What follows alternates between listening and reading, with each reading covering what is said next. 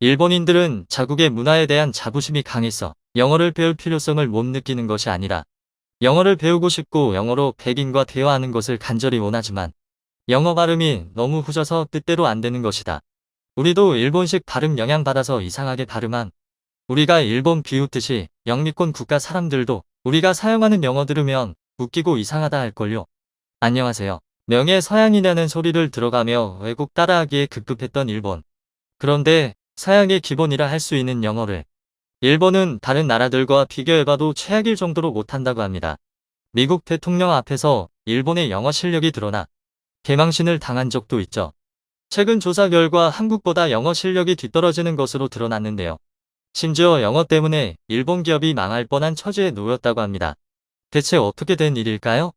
뉴스팩트럼 트럼프 대통령이 현직 대통령으로 있었을 무렵 중간 선거를 마친 트럼프 대통령이 기자회견을 연 적이 있습니다. 많은 기자들이 앞다투 질문을 쏟아냈죠. 트럼프는 일본 기자에게 발언권을 줍니다. 니폰 TV 계열사의 니폰 뉴스 네트워크 NNN 소속 기자는 미국과 일본 경제 상황에 대한 질문을 시작했죠. 트럼프는 그의 말을 가만히 듣더니 당신이 하는 말을 도저히 못 알아듣겠다고 말을 끊었습니다. 당황한 일본 기자는 계속해서 영어로 대화를 했지만 그때마다 트럼프는 알아들을 수 없다는 제스처를 취했습니다. 이 모습이 영상으로 공개되자 많은 이들이 놀랐다고 하는데요. 트럼프가 인종차별 때문에 무례하게 답변한 것이 아니라 실제로 일본 기자가 말하는 영어를 알아들을 수 없었기 때문입니다.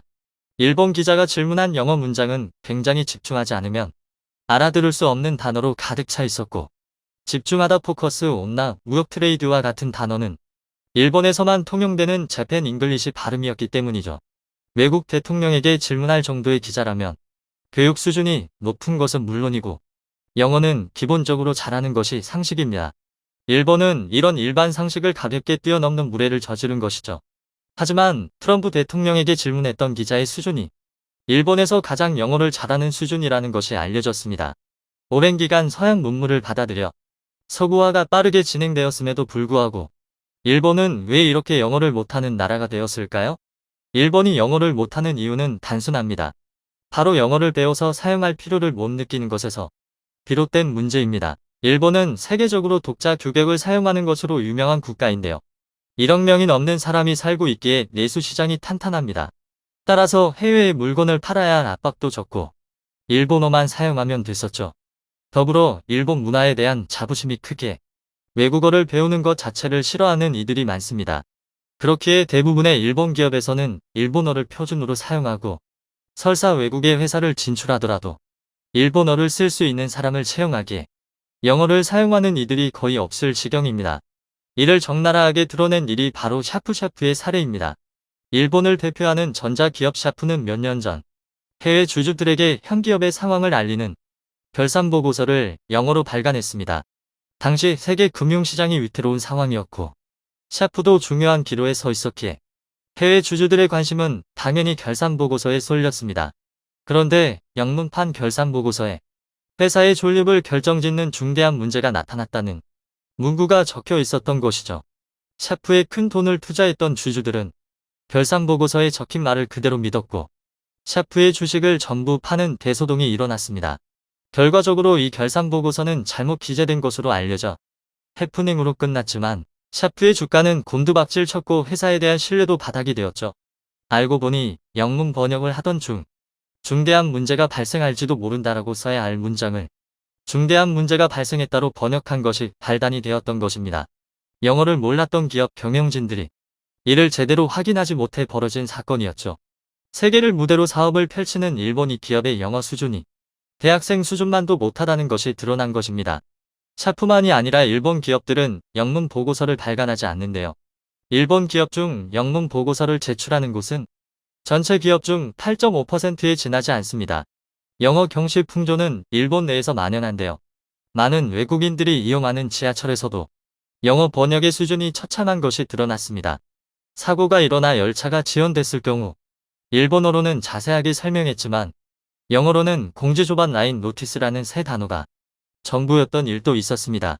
최근 게임스톱에서 일어났던 투자 광풍에서 한국인 투자자들이 몰렸던 것에 반해 일본 투자자들이 개입하지 않았던 이유가 단순히 영어를 몰라 정보를 몰랐기 때문인 것으로도 드러났습니다.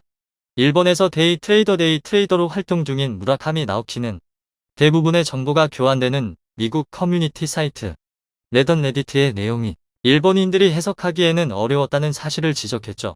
결국 자국 내에서 일어나는 일 아니면 무지하다는 사실을 보여준 사례라 할 수 있습니다. 아시아에서 영어를 잘한다고 자부심을 느끼던 일본. 그들도 영어를 못하는 것에 대해 나름의 변명거리가 있습니다. 바로 모국어인 일본어의 특성 때문에 일본인이 영어를 말하는 것이 쉽지 않고 다른 나라들과 비교해서 제대로 된 영어를 말하는데 더 많은 시간이 걸린다는 게 변명의 주된 이유입니다.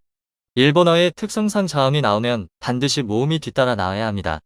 예를 들어 학생 스튜던트이라는 단어를 영어에선 한 음절로 구분하지만 일본에선 스튜덴토로 모음을 하나 더 붙여 두 음절로 만들어야만 일본어로 소통이 가능합니다.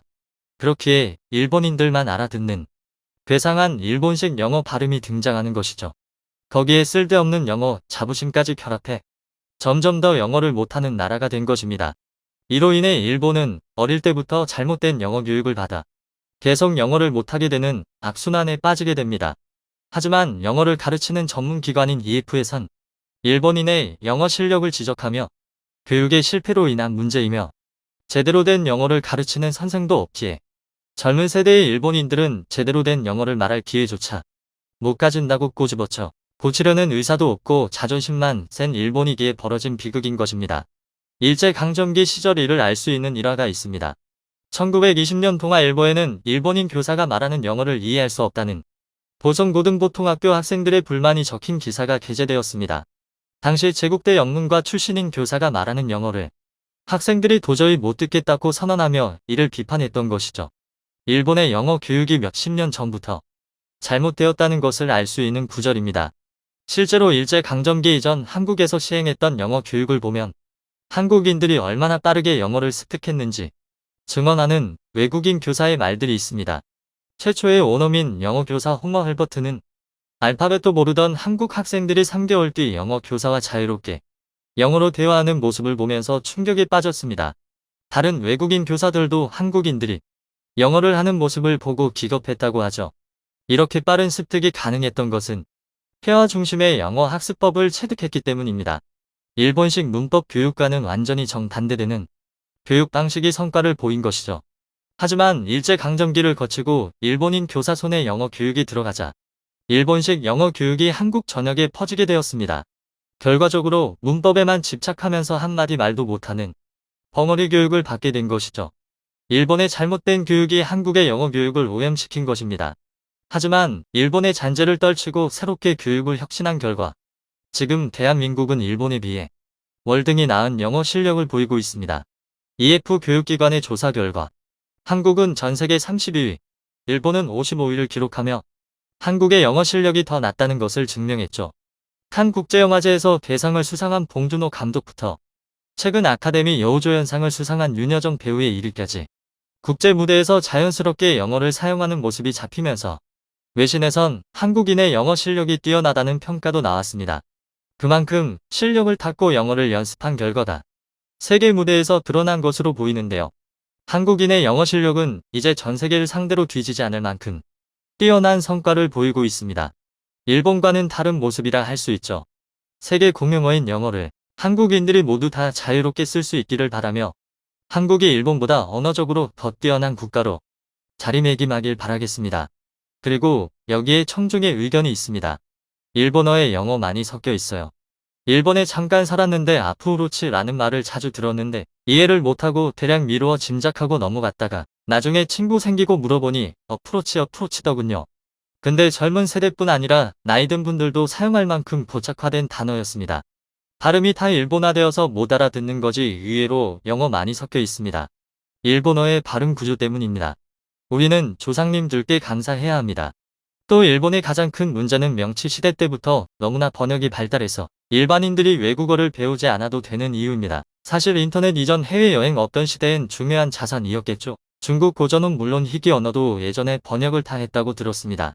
한마디로 과거가 발목을 잡은 거죠. 시청해주셔서 감사합니다.